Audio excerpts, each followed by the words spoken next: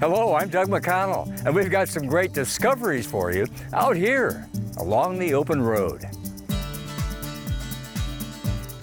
We'll meet a caring, committed, and passionate group of people conceiving and creating the ecological workforce of the future to restore our wild places and combat climate change. We'll visit some of the restored treasures of the Golden Gate National Recreation Area, see some of the locals who now inhabit them, and we'll meet a few of the people who are caring for this place and training the next generation to do the same.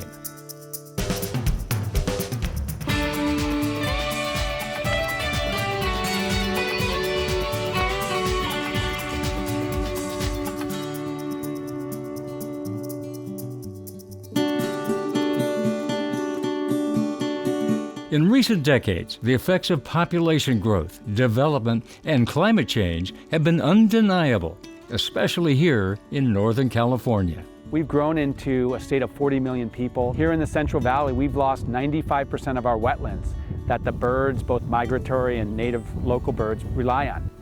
With a host of human-caused environmental impacts, there is a critical and urgent need for widespread ecological conservation and restoration. We all see the amazing tidal wave of threats coming to our environment, and we know that we have to face this challenge with bigger, better, and faster.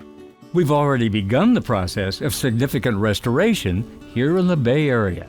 We need to restore more land and waters, and we need to do it more quickly.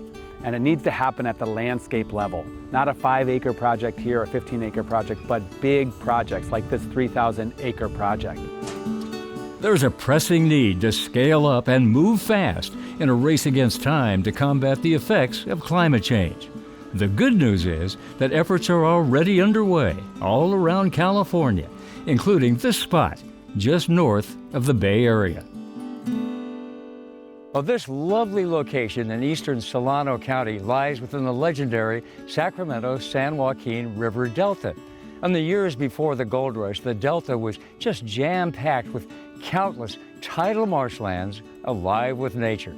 Then in the 19th and 20th centuries, we diked and disconnected many of those marshes from the Delta's water for farming purposes.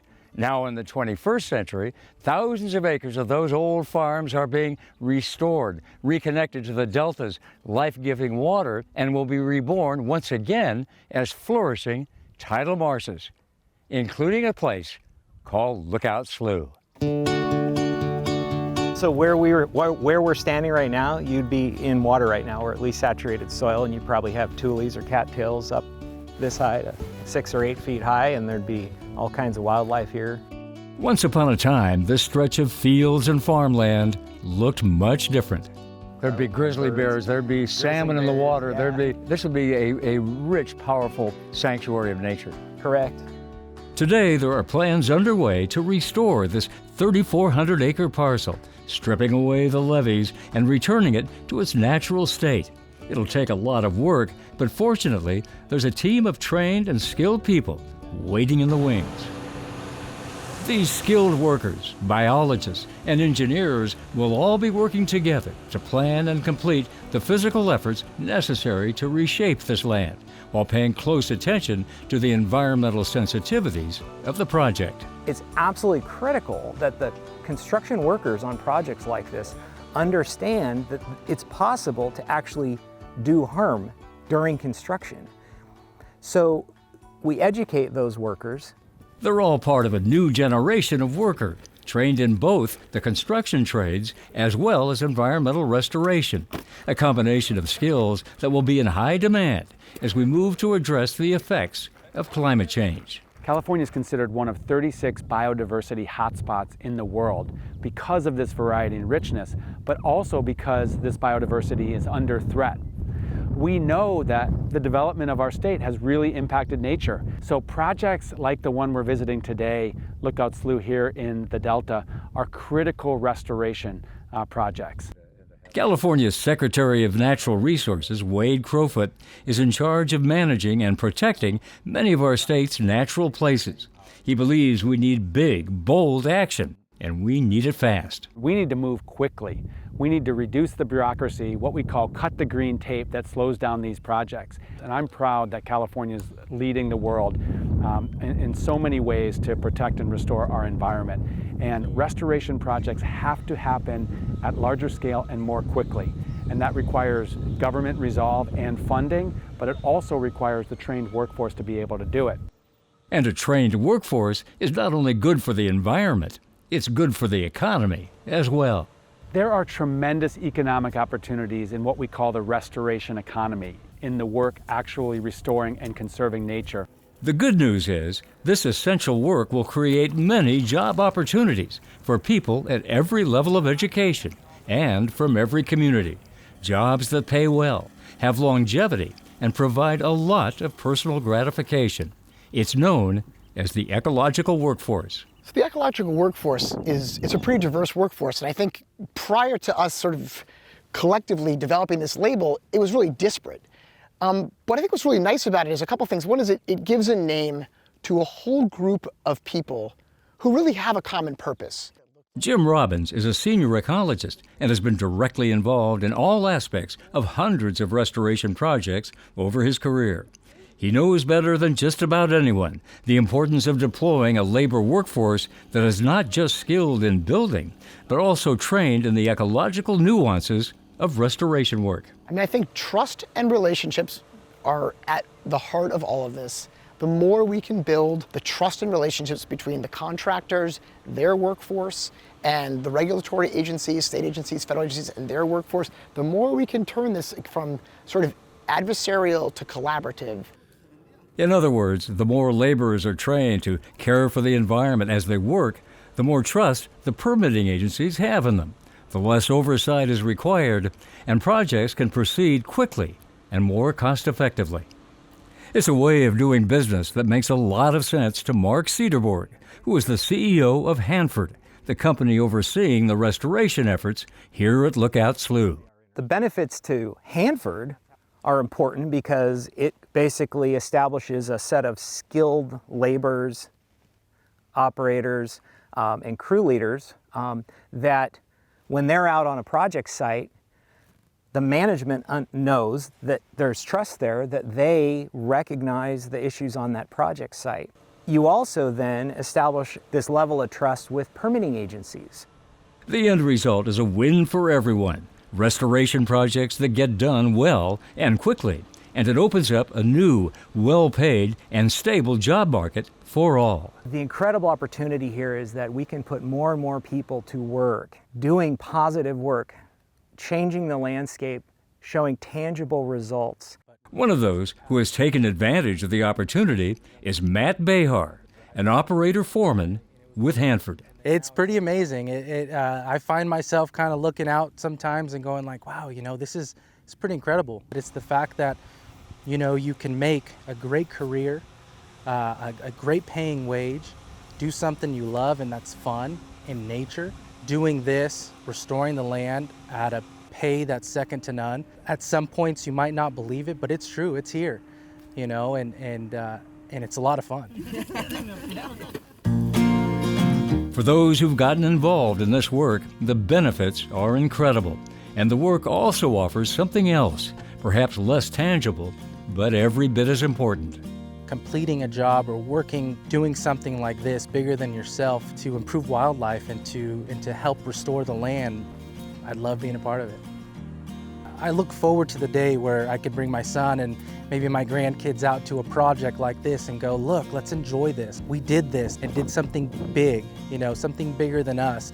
A big opportunity to improve the lives of workers, improve the environment, and improve the world for future generations.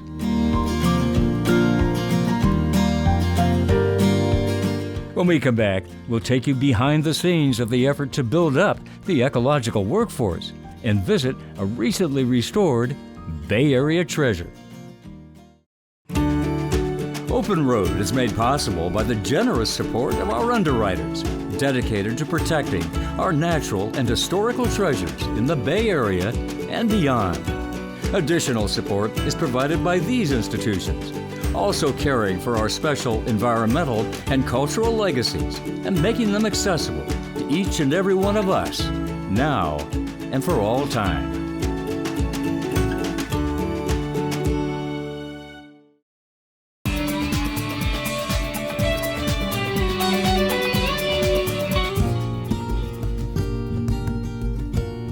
The impacts of climate change can be seen all around us. Sea level rise, drought, catastrophic fires. They are serious threats, and addressing them can seem daunting and overwhelming. There's a lot of work to be done, and it needs to get done fast. Fortunately, there are good people hard at work developing a plan to train and deploy an army of laborers to do the work and combat the growing list of issues caused by our warming planet. It's called the Ecological Workforce Initiative. And I have with me the director of the Ecological Workforce Initiative, Sally Bolger. Sally, it is so good to see you. Great to see you, Doug. How big can this workforce become in the years ahead? Oh my goodness, it's going to be hundreds of thousands of jobs. Billions of dollars are being invested in restoration now in the federal government, the state government, local agencies, and there are more and more jobs here, and it's going to be hundreds of thousands of jobs in a growing industry. All over the nation. All over the nation. Yep. So it's going to grow like mad. Yep. And for you, what are the goals of the Workforce Initiative? Oh my goodness, the goal is to create a respected identity for the workers on the ground who actually implement these projects. The folks with the shovels, the folks in the excavators, the folks who take all of those years of planning and investment and actually implement them on the ground and do the actual restoration work. And get paid well in the process. Absolutely. That's what folks don't really understand, is that these jobs are great trade work jobs, and they pay very well. They're lifetime careers. And so with all of that, how do you go from, from where we are now to building that workforce at scale? Oh my goodness, so we're actually on our second generation of curriculum now, 10 hours of classroom training and then applied on the ground that provides the skills and the knowledge folks need to work in sensitive habitats around species of concerns. And we just continue. Last year we did 1, this year we're going to do 5, and we're just going to continue to build it and build it and build it. And you are making this available, this curriculum, Yes. as you learn and as you grow it, as you enhance it, to everybody. Yes, absolutely. No one, in this time, the only way we can make the difference we want to is through collaboration. And so yes, we are bringing partners together. We are offering this training to other training programs so that we can make this available to the people that want and need to be in this career. We're all in this together. Yes, all we of us are. are in Yes, this we together. are. And so if we're to look ahead, 5, 10, 15, 20 years, what is success? Oh my goodness, success is that we are doing tens of thousands, hundreds of thousands of acres of restoration, that the health of the environment is coming back, and that we have healthy communities because of these good jobs, tying the health of the environment to the health of the economy so that both can thrive. That's success for me. The health of our environment, the health of our economy, the health of our communities, Yep. and joy and pleasure for all of us. Sally, thanks, and I'm going to be following your work. Thank you, Doug. When we come back, we'll see the beautiful results of the ecological workforce efforts right here in the Bay Area.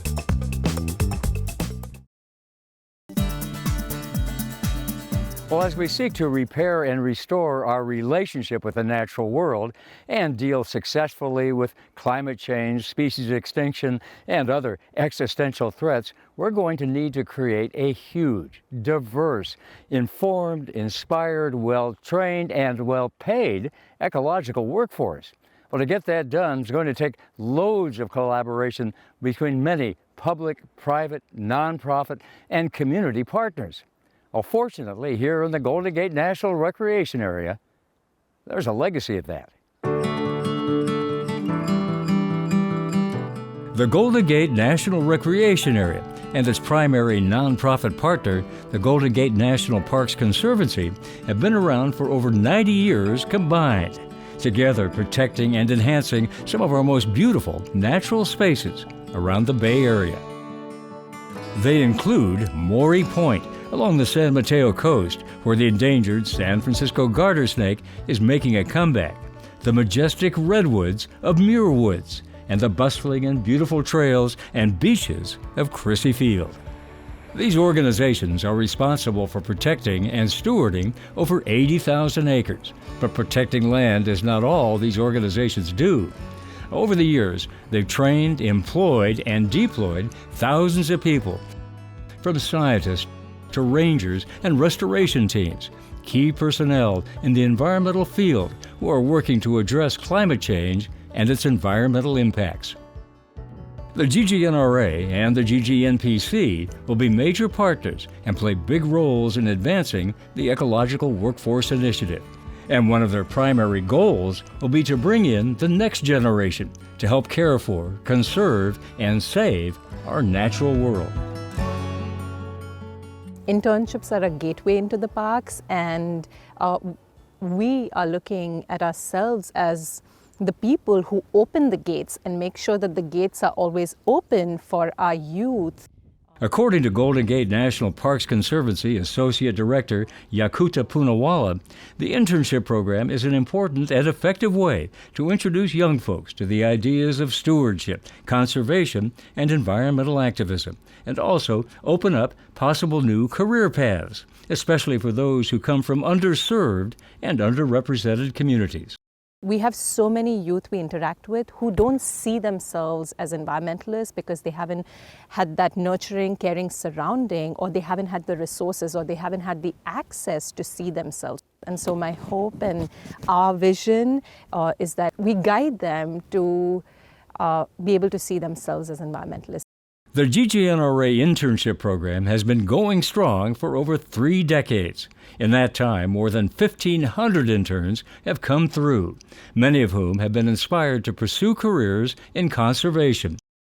Interns such as Emma Force, a student from Michigan State, who's been interning here at Muir Beach under the guidance of aquatic ecologist Darren Fong. Right now, we are looking for western pond turtles using telemetry equipment. Emma is helping to monitor the population and health of several species in the Muir Beach Redwood Creek Basin. So we're out here looking for California red-legged frog egg masses, and here's one. I think we found 11 new egg masses this past week, which is really a good sign. And there are many more signs that the health of this creek and the area around Muir Beach is good. Over a 5-year period, this area was transformed, removing man-made levees and roads and restoring it to its natural state, where native plants and vegetation have taken root. Creek water is able to move more freely once again, and animals not seen here in quite some time have returned. It's just been an awesome experience. You have this hope that once you build it, they'll come. We know historically that we had western pond turtles here, but since they were all gone, we actually had to do what we call a jumpstart program to bring the turtles back. But now that they're here, they're doing great, and it just gives me a lot of joy to see that they're thriving in an environment that is here because of the restoration activities that have happened. It is a successful story, with hundreds of people participating in the work over the years, including a host of interns who have played important roles. I mean, I can't think of a world without interns, because we really rely on interns to help with a lot of the kind of day-to-day monitoring and inventory activities that we as kind of staff biologists aren't able to do on a routine basis. So these interns play an important role that's valuable for you and valuable for the interns as well. That's correct. They're kind of like the engine in our car. Over the course of a 12-month internship, interns like Emma will get hands-on experience in a variety of fields and disciplines. The hope is that all these experiences have an impact on them, starting them on a path where they can make an impact of their own. I'd like to work with tribal communities, either mine or just indigenous communities overall, helping to preserve treaty rights in fisheries or land management or things like that, helping people reconnect with the land. they then become the voice for their communities, right? They are representing their communities, and such a big part of this is when I mentioned that when we build those relationships and we try to understand our youth of color and often historically underrepresented youth, we are creating the space for them, and then they become that voice, they become that bridge, and then they bring their communities out, and then their communities feel proud of them, and that's that moment where they become the leader. This is 117. Okay. Training, mentoring, and uplifting our youth, inspiring a new generation of environmentalists, and creating tomorrow's leaders of the ecological workforce. It's been a tradition here in the GGNRA for decades, and our future is looking brighter because of it. When we come back, a few final thoughts. OpenRoad is made possible by the generous support of our underwriters, dedicated to protecting our natural and historical treasures in the Bay Area and beyond. Additional support is provided by these institutions, also caring for our special environmental and cultural legacies and making them accessible to each and every one of us, now and for all time.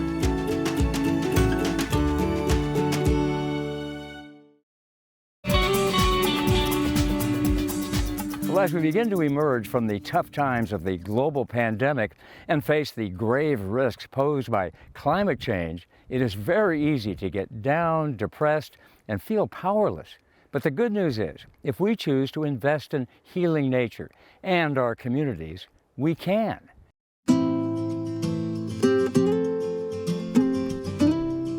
I'm fortunate that my job, creating this television show, connects me with many people on the front lines of the climate crisis. Smart, engaged, dedicated, and passionate people who are committed to finding solutions and implementing them. He's a great guy. Rangers, scientists, and politicians, company CEOs, leaders of nonprofits, and restoration workers. There are big problems, and there's a lot of work to be done. But I'm heartened by the people I meet along the open road. They've already saved and restored tens of thousands of acres all around the Bay Area and California. And with the implementation of the Ecological Workforce Initiative, that's just the beginning. They're not giving up, and neither should we. As my friend Sue Gardner of the Golden Gate National Parks Conservancy told me, the antidote to despair is action, and action breeds hope. For more information about everything you've seen in this show, go to NBCBayArea.com/OpenRoad. Well, that's our show. Hope you enjoyed it. I'm Doug McConnell, and we'll see you next time right here with more discoveries along the open road.